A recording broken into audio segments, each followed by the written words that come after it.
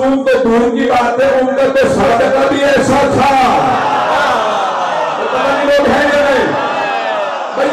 इसी साल आपके पाकिस्तान में शाह साहब इसी साल इलेक्शन हुए ना भाई, इसी साल इलेक्शन हुआ पाकिस्तान में। सब लोग कह रहे थे भाई साबिका मुजरिम नहीं चलेगा, चोर चकार नहीं चलेगा, तवज्जो सादिक अमीन होना चाहिए।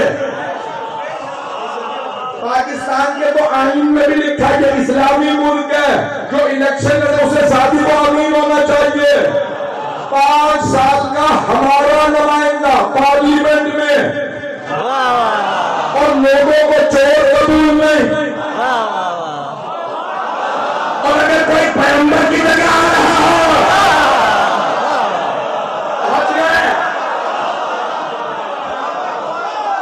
फिर कैसे चोर चल सकता है?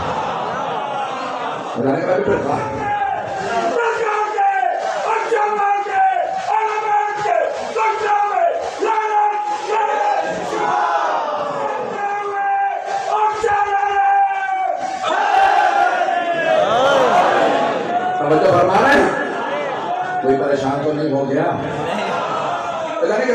लेकिन मसला ये है कि बहुत से अपराधों के मैंने सबने तौबा कर ली थी। तो सारे साहबा रज़ी अल्लाह अन्हुम, जुमले को सुन लीजिएगा, मजमे की तवज्जो मेरे साथ है।